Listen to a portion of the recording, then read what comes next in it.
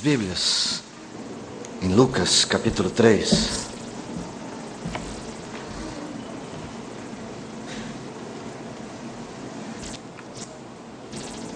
No capítulo 3 de Lucas,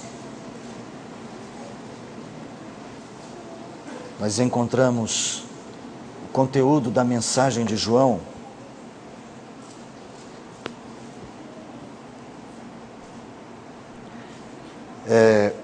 Nós vamos ler dos versos 1 a 14. Vamos fazer o seguinte: eu vou ler enquanto a gente vai anunciando o texto, enquanto a gente vai explorando o texto, que você entenda exatamente a divisão deste material. É importante que a gente entenda o que Lucas está fazendo aqui no Evangelho. Lucas escreveu um livro duplo. Ele escreveu o Evangelho de Lucas e escreveu o livro de Atos. Eles são complementares. Lucas tem em mente que o livro de Atos, que fala sobre o ministério da igreja, é uma continuação do ministério de Jesus. É como se o ministério de Jesus continuasse existindo, só que através da igreja. E curiosamente, quando ele vai falar de João, ele vai nos mostrar João como um profeta ao estilo do Velho Testamento. Também mostrando que, no fundo, a mensagem do Evangelho, do Velho Testamento, pregada pelos profetas, a mensagem do Evangelho pregada por Jesus, ou a mensagem pregada pela igreja, é uma mensagem só, uma continuação. Então, nesse texto, você vai perceber que ele vai começar exatamente, o texto parece um livro do Velho Testamento. E Lucas faz isso de forma muito proposital. Presta atenção no versículo 1. No 15º ano do reinado de Tibério César, sendo Pôncio Pilatos governador da Judéia, Herodes tetrarca da Galiléia, seu irmão Filipe tetrarca da região da Itureia e Traconides, e Lisânias tetrarca de Abilene, sendo sumos sacerdotes Anás e Caifás, veio a palavra de Deus a João, filho de Zacarias, no deserto. Note a semelhança com justamente o modelo profético. Isso não é comum no Novo Testamento, mas Lucas faz propositadamente essa apresentação. Lucas está mostrando que o ministério de João, que antecedia o ministério de Jesus, é uma continuação daquele ministério dos profetas, irmãos. Isso é muito importante. Você verá, por exemplo, que ele vai usar, inclusive, os textos do Velho Testamento que faziam referência a João. Então, para nós, é significativo, e é importante você, então, entender isto. Quando Lucas escreve isto aqui, Jesus já não está mais aqui. João também não está mais aqui. Lucas escreve esse texto para a igreja. A igreja precisa entender esta continuidade do ministério dela. A igreja não está aqui apenas para se encontrar e se reunir e aprender coisas dos céus. A igreja está aqui para cumprir o ministério de pregar o Evangelho. E foi justamente isso o ponto, né? Jesus vai aos céus e diz assim: recebereis poder ao descer sobre vós o Espírito Santo, e sereis minhas testemunhas, tanto em Jerusalém, como em toda a Judéia, Samaria, Galiléia e até os confins da terra. Irmãos, hoje nós vamos olhar para esse texto exatamente do jeito que Lucas gostaria que nós olhássemos. Olhar para esse texto e enxergar a nossa responsabilidade. E hoje nós vamos ver a nossa responsabilidade como pregadores do arrependimento. O que nós temos que fazer, prioritariamente, é chamar homens e mulheres a uma mudança tal, a uma mudança de vida. Às vezes nós mudamos o foco. Nós achamos que somos igreja pensando apenas em nós mesmos. E no fundo nós somos igreja para chamar outras pessoas. Esta é a essência do nosso chamado. Então nós vamos encontrar na estrutura desse texto algumas características assim da pregação do arrependimento. E antes de começarmos, é preciso que nós saibamos uma coisa: quem prega o arrependimento, quem anuncia aos homens e os conclama a se arrepender, deve ter primeiramente passado, ele próprio, pela experiência dessa transformação. Se você leu a mensagem do boletim, se não leu, poderá ler depois. O apóstolo Paulo fala sobre a falsa tristeza e o falso arrependimento. Há crentes que, apesar de terem um sentimento religioso da busca de Deus, ainda não tiveram a experiência desta mudança que é o arrependimento. Então, hoje você tem uma missão dupla: saber que você é um pregador do arrependimento para outras pessoas, mas também tem que se autoavaliar, tem que buscar dentro de si mesmo se estes sinais de arrependimento precisam também surgir primeiramente em você. Irmãos, discursos não nos salvarão, rótulos não nos salvarão, coisas que fazemos como hábito de vida cristã também não nos salvarão. Nós só teremos nova vida quando um verdadeiro arrependimento acontecer dentro do nosso coração. Isso serve para você pensar na sua vida, e isso serve para você pensar na vida daqueles, às vezes são seus filhos, às vezes é sua família, pessoas com as quais você convive, que você talvez precise lidar com o verdadeiro arrependimento ou com o falso arrependimento. E você então precisa conhecer essas coisas, para que seja maduro, para que seja realmente abençoado, como pregador do arrependimento e alguém verdadeiramente arrependido. Feche os seus olhos, vamos pedir ao Senhor que nos guie nessa meditação.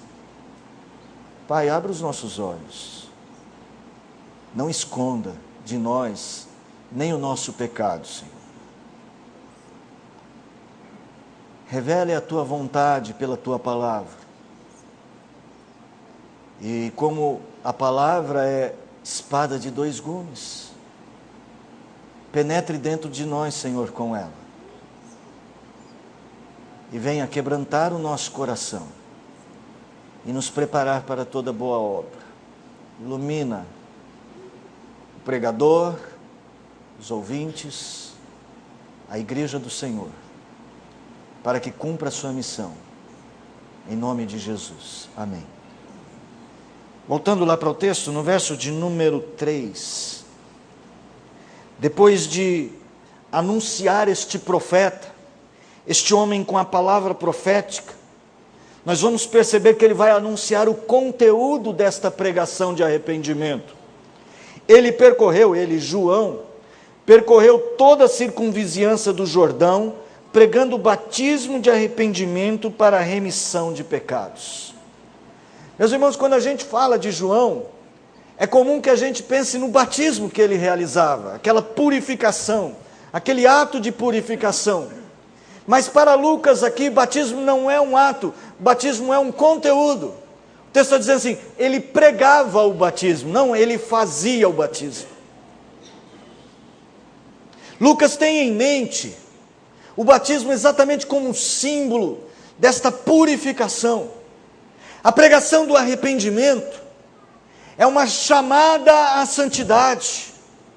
A pregação do arrependimento é uma chamada a um novo modo de viver. João era um homem que estava abalando o seu tempo. Você vai ver ao longo do texto, as pessoas vinham até João, elas queriam ouvir João, a palavra de João impactava o coração delas. João foi chamado para abalar o seu tempo com uma pregação transformadora. A palavra usada por João, ou a palavra usada por Lucas, para arrependimento é metanoia, a mudança da mente. Essa é a palavra do Novo Testamento para arrependimento. Lucas não está entendendo arrependimento apenas no sentido de uma tristeza grande com as coisas erradas que fazemos, mas com uma disposição mental de mudar o nosso caminho. Olha só os versículos que se seguem, ele vai usar aqui o Velho Testamento. E ele vai escolher os versículos do Velho Testamento que tem exatamente essa ideia de mudança, essa ideia de conserto dos caminhos. Olha só, conforme está escrito no livro de Isaías, no livro das palavras do profeta Isaías: voz do que clama no deserto, preparai o caminho do Senhor, endireitai as veredas. Todo vale será aterrado, abaixado, o vale, ele será aterrado. Os caminhos serão todos nivelados, os montes e outeiros serão transformados. Os caminhos tortuosos serão retificados, os caminhos escabrosos serão aplanados. Irmãos, nós estamos falando de uma mensagem de mudança. O Evangelho é uma mensagem de mudança, é uma maneira nova de pensar a vida, é uma maneira nova de conceber os valores dessa vida. Os homens daquela época, assim como do nosso tempo, são movidos, fortemente movidos, pelas paixões da carne. E agora eles são chamados a uma maneira diferente de ver as coisas. Se queremos seguir esta obra, se queremos continuar esse ministério, se desejamos fazer e cumprir o nosso papel como igreja, como família de Cristo, como cristãos, como servos de Deus, precisamos descobrir ou redescobrir o fato de que é necessário uma vida de santidade, um conserto de quem nós somos. Irmão, você sabe que quando nós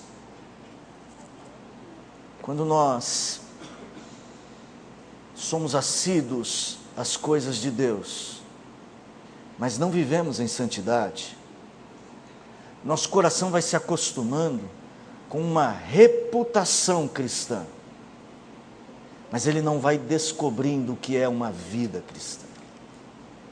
Diante de Deus, a reputação cristã não conta. É o coração transformado que conta. Deus não se deixa enganar. Nós não podemos convencer Deus apenas por mantermos uma boa aparência de vida cristã. O Senhor conhece os caminhos do seu coração. O Senhor sabe quem você é. O Senhor sonda os pensamentos.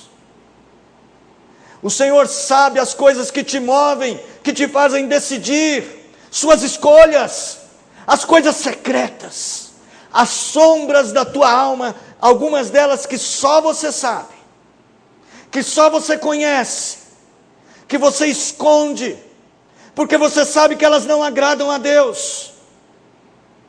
Esta pregação, essa nossa missão é mudar esse conceito. Nós não podemos viver nas sombras, nas trevas, nós somos chamados para a luz. Se você ir comigo lá em João, no Evangelho de João, ainda falando sobre João Batista, olha o que João escreveu a respeito dele. O que João, o discípulo, escreveu a respeito de João Batista. Capítulo 1 de João, verso 6. Houve um homem enviado por Deus, cujo nome era João. Este veio como testemunha para que testificasse a respeito da luz, a fim de todos virem a crer por intermédio dele. Ele não era luz, mas veio para que testificasse da luz, a saber, a verdadeira luz que vinda ao mundo ilumina a todo homem. Ainda aqui em João, no capítulo 3, verso 19. O julgamento é este, que a luz veio ao mundo, e os homens amaram mais as trevas do que a luz. É disso que Lucas está falando. É dessa nova maneira de ver o mundo, a partir da luz de Cristo. Desse desejo de mudança na mente, onde nós nos tornamos completamente tomados pelo poder do alto. Arrependimento, irmão, não é algo que acontece apenas em um aspecto da nossa vida. Arrependimento é uma mudança total. Não adianta eu apenas me arrepender de tratar mal os meus pais. Eu preciso me arrepender de todos os meus pecados.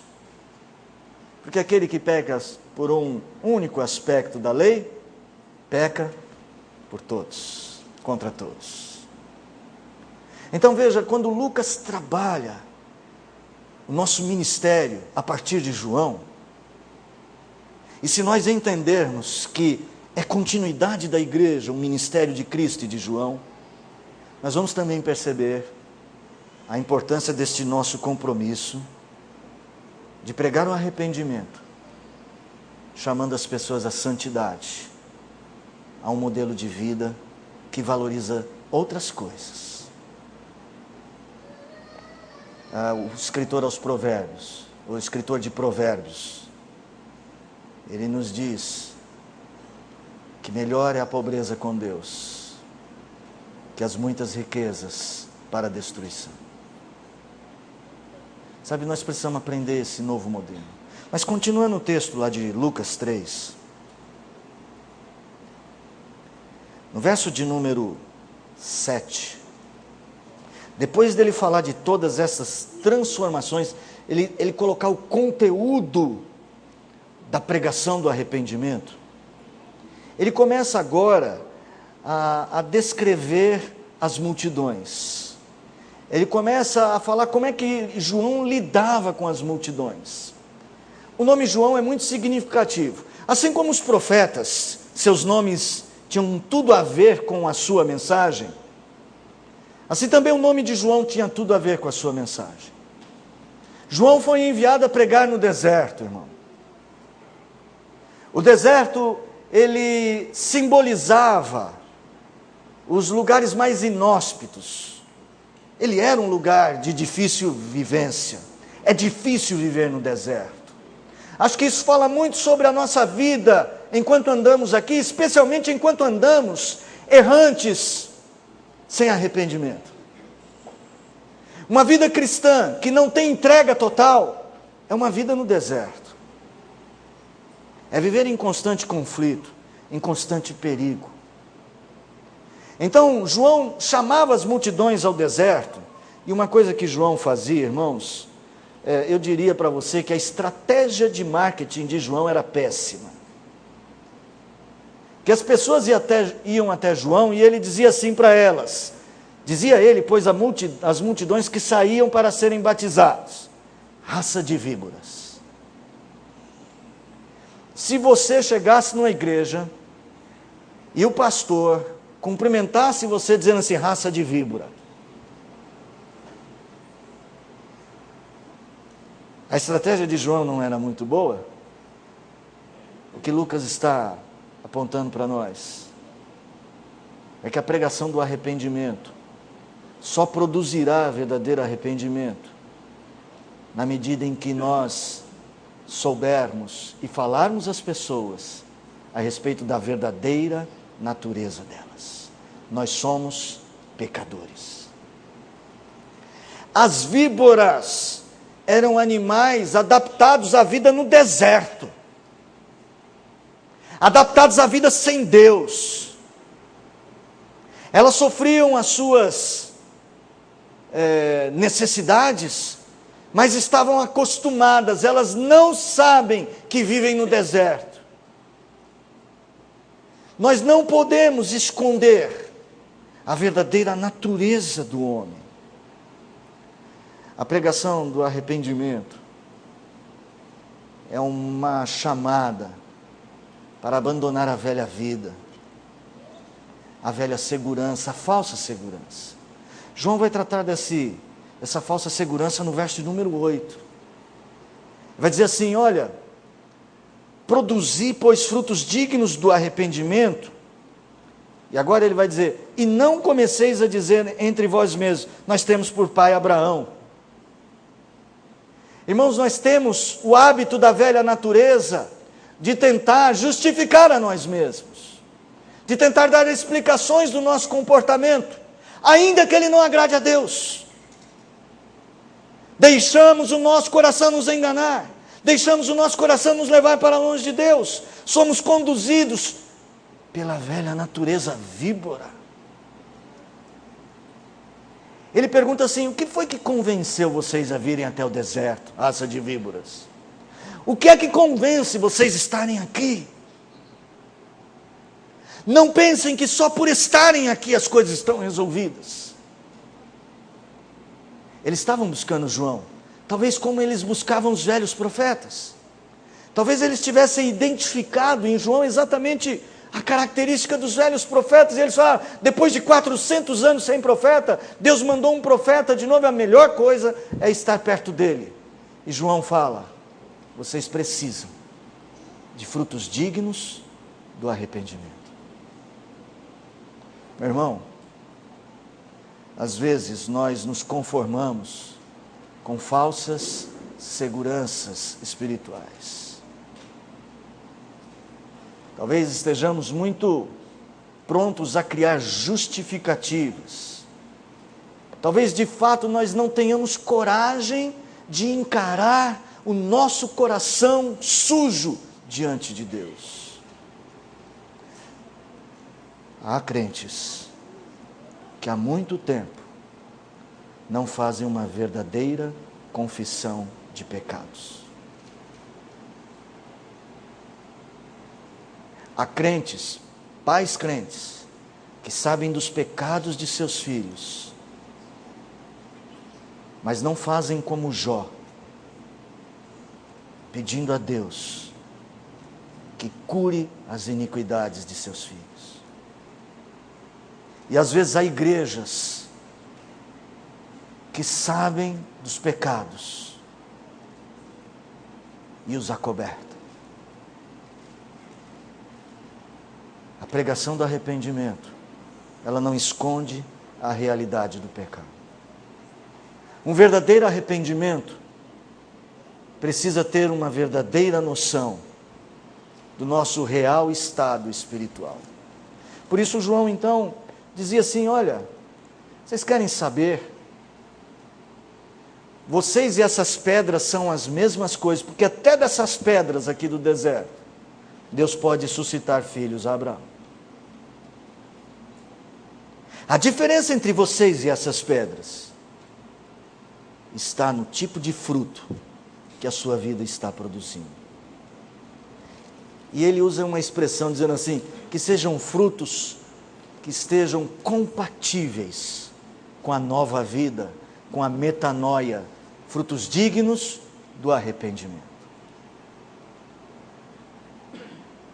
Um bom exemplo aqui de Lucas é daquele homem, um homem baixinho, que queria ver Jesus.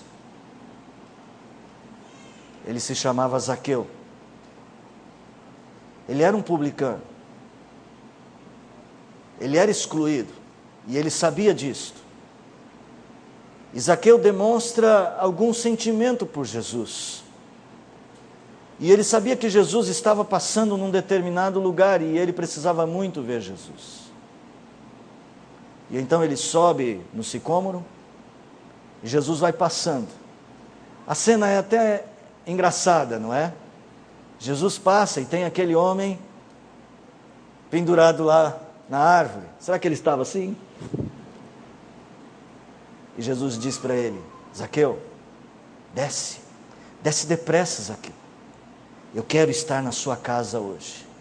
O resultado dessa aproximação foi que Zaqueu disse: se eu tiver defraudado alguém, eu vou devolver 4 vezes mais. Ele vai ficar pobre, mas ele vai ter uma atitude digna da nova vida.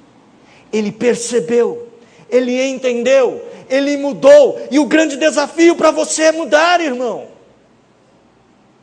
É o grande desafio para mim. Não vamos tapar o sol com a peneira. Não vamos fazer de conta. Não vamos ficar repetindo para Deus que nós somos filhos de Abraão, ou que a minha família é da igreja desde que eu sou pequeno. Vamos ser sinceros e ter frutos de arrependimento, dignos, compatíveis. A pregação do arrependimento é, então, em primeiro lugar, uma chamada à santidade, a uma nova maneira de pensar. É também uma mudança de vida. É falar do pecado e chamar homens para uma vida diferente. E Lucas, ele vê isso como uma continuidade do nosso ministério.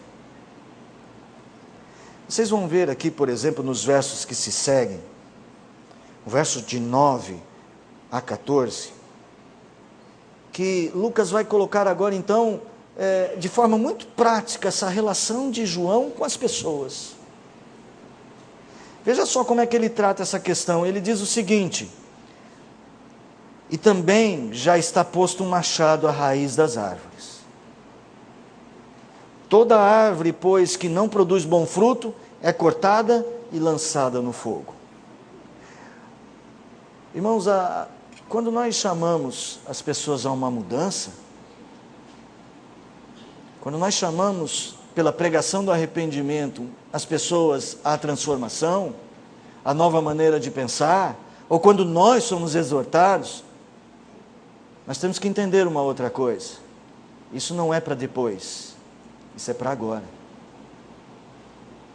João está nos dizendo que o lenhador, que corta a árvore para lançar no fogo, já colocou o machado no pé daquela árvore. Eu já contei para vocês o meu relacionamento de longa data com o limoeiro lá de casa.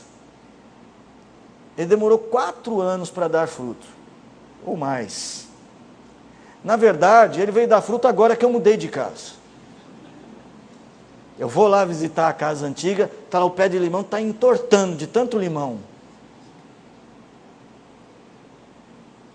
Era como se João estivesse dizendo o seguinte: olha, eu não estou vendo frutos, eu vou cortar vocês. E o aviso que ele dá para o pé de limão é: está aqui o machado. Cuidado. E você, tome muito cuidado. Você está pensando que vai ter tempo amanhã. Você está pensando que é possível, quem sabe mais tarde. Você talvez esteja esperando uma oportunidade melhor, ou talvez você esteja esperando um plano pessoal se resolver primeiro. O machado está à raiz. E quem é que diz a hora de cortar? Não é a planta, é o lenhador. Eu sou a videira verdadeira e meu pai é o agricultor. Todo ramo que estando em mim produz fruto, ele limpa, para que produza mais fruto ainda. E todo ramo que estando não produz fruto, ele o corta, para ser lançado no fogo. E é disso que Lucas está lembrando na mensagem de João. O machado está à raiz das árvores. Toda árvore, pois, que não produz bom fruto, é cortada e lançada no fogo. Nós não estamos brincando de viver. Talvez você não tenha entendido ainda a seriedade com que Deus trata esse relacionamento que Ele tem com você. A imaturidade da nossa fé faz a gente olhar para a mesa do Senhor como se fosse uma coisa qualquer. Mas ali na mesa do Senhor está a lembrança de que nosso Deus não trata de forma leviana a nossa salvação. Ele deu Jesus. Isso não é uma brincadeira de viver. Não é uma história qualquer. É o amor de Deus pagando um alto preço para você produzir frutos. Eu vos escolhi e vos designei para que vades e dês muitos frutos. E este confronto é particular e pessoal. A pregação do arrependimento é uma pregação particular e pessoal. Ela é urgente, particular e pessoal. Você verá exatamente essa particularidade, esta individualidade. Jesus não está interessado apenas naqueles pecados gerais, genéricos, todos cometem. Veja como é que ele trata as multidões. Verso 10. Ele começa falando das multidões. As multidões interrogavam João. Depois ele dá aquela dura, raça de víboras, quem vos induziu? Não fiquem repetindo essa salvação, essa falsa segurança. As pessoas... Aí depois ele falava assim, olha, o machado está no pé da árvore, na raiz da árvore. Aí eles falaram, João, o que é que nós vamos fazer? O que é que temos que fazer? Respondia João, quem tiver 2 túnicas, reparta com quem não tem. E quem tiver comida, faça o mesmo. Aí ele pega outro grupo de pessoas. Ele fala dos publicanos. Os publicanos também corriam para serem batizados. E perguntavam para o João, mestre, o que havemos de fazer? E João falava, bom, vocês são publicanos? Não cobreis. Cadê? Não cobreis mais do que o estipulado. E também os soldados. Soldados da época. Não sei se era polícia civil, se era polícia militar. Eram militares, né? Eles iam até João e eles também falavam, e nós? O que nós devemos fazer? E João falava, a ninguém maltrateis. Não deis denúncia falsa e contentai-vos com o vosso soldo. João está fazendo algo muito prático. Ele está lidando com pecados próprios de determinados grupos. Ele está sendo direto, porque a relação de Deus com o seu pecado é direta. É o seu pecado que incomoda a Deus. Esse negócio que às vezes a gente se conforma com o pecado geral, todo mundo faz, né? Ah, mas não sou só eu. Ah, mas eu conheço, tem irmãos lá na igreja que fazem também. Mas eu já vi tanta gente fazer, tanta gente vai por esse caminho. Bom, cuidado com esse negócio de tanta gente. Porque uma vez que Jesus falou sobre tanta gente seguindo num caminho, ele falou que tinha tanta gente que o portão era largo. Irmão, existem aquelas suas inclinações pessoais, mais próprias do seu caráter. Existem aqueles pecados que são mais próprios do seu modo de viver. Deus está interessado em transformar você. Identifique na sua vida. As multidões, aquele povo era muito apegado aos seus bens. Eles viam o pobre, eles tinham dificuldade com o repartir. Então João fala, divida a capa, você tem 2, dá para quem não tem. Você tem comida, dá para quem está com fome. Ele se refere aos publicanos no pecado mais direto deles. Eles cobravam impostos a mais. Ele se referiu aos soldados, nos pecados deles. E Deus está falando com você sobre os seus pecados. E Deus quer usar a igreja, não para falar de forma genérica aos homens, mas para falar ao povo brasileiro. Quais são os pecados que mais afetam a nossa cultura? Quais são os pecados que mais afetam a sua família? Quando é que nós mais erramos? Irmãos, essa nossa nova vida, esse nosso arrependimento, é a pregação que nós devemos fazer nessa área. Tem que ir direto ao ponto.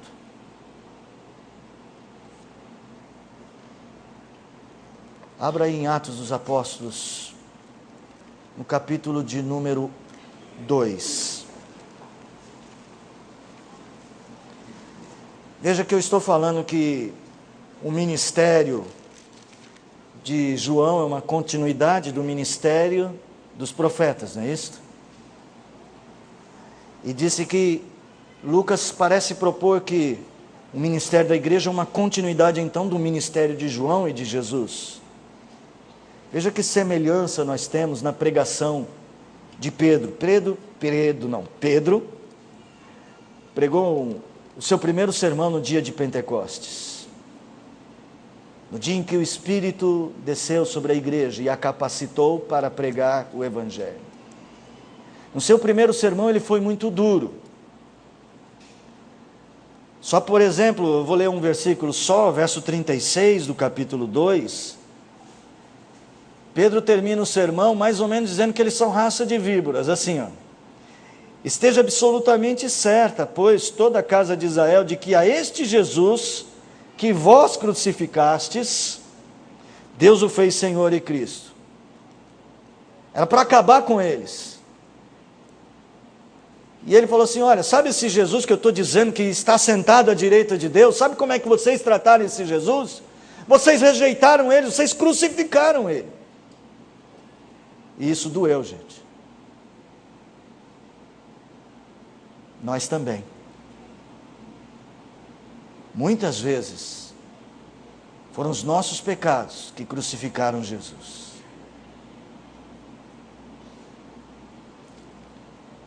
Verso de número 37. Veja a semelhança.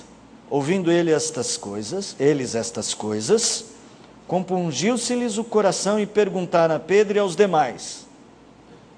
Vamos ler junto essa frase? Que faremos? Vocês viram isso? Vamos lá. Que faremos, irmãos? Essa era a pergunta que você deveria fazer hoje. Você está em qual desses grupos? Na multidão? Você é dos soldados? Do grupo dos publicanos? Você é do grupo da internet? Você é do grupo do adultério? Você é do grupo da mentira? Qual é o seu grupo? O machado está à raiz da árvore. Você é do grupo dos materialistas? Você é do grupo dos egoístas? Qual é o pecado que mais te afeta? Você é do grupo dos ingratos?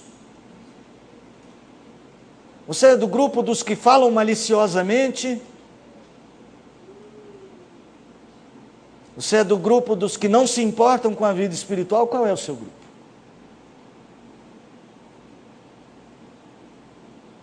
Você é do grupo que tem negligenciado a família?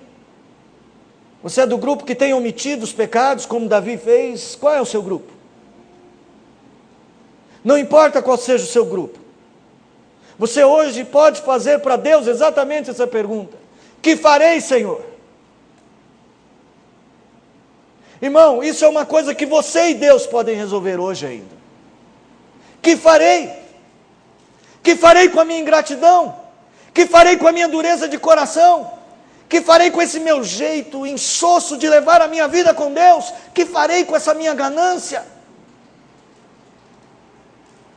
Que farei com essa minha falta de perdão, com essa minha falta de amor? Que farei com esse meu egoísmo? Que farei, Senhor? Lá em Atos, sabe qual foi a resposta de Pedro? Atos 2, 38. Arrependei-vos, e cada um de vós seja batizado no nome de Jesus. Mudem. Arrependimento, mudança de mente, quebrante o seu coração, deixe Cristo te colocar novos pensamentos, novos desejos, deixe Ele compungir o seu coração, irmão. Arrependei-vos, e cada um de vós seja batizado em nome de Jesus, e comecem uma nova vida, que tudo seja transformado. João, o nome de João significa a graça de Jeová. E a graça de Deus veio ao deserto. Os profetas usavam muito essa figura. Lá no capítulo 35 de Isaías, o profeta Isaías fala que o deserto florescerá, o deserto e a terra se alegrarão, o ermo exultará e florescerá como narciso. Florescerá abundantemente, jubilará de alegria e exultará, porque Deus vai dar ao deserto a glória do Líbano, o esplendor do Carmelo e de Saron. Eles verão a glória do Senhor, eles verão o esplendor de Deus. É isso que vai acontecer no deserto da sua vida, quando um profundo arrependimento acontecer dentro de você. E eu quero convidar você a participar da mesa conosco, com este desejo de uma vida nova.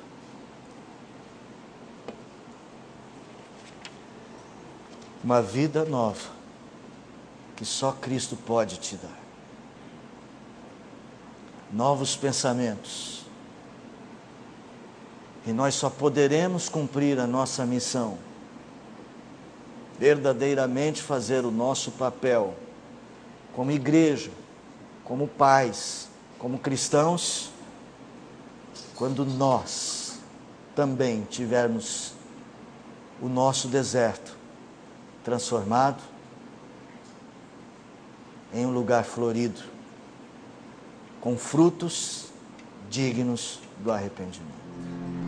Diante da palavra do Senhor, diante daquilo que o Senhor falou ao seu coração, não permita o endurecimento do seu coração, nem o enfraquecimento da sua fé. Faça uma revisão profunda e busque no arrependimento uma nova vida. Busque servir ao Senhor, porque isso é urgente. O Senhor está voltando.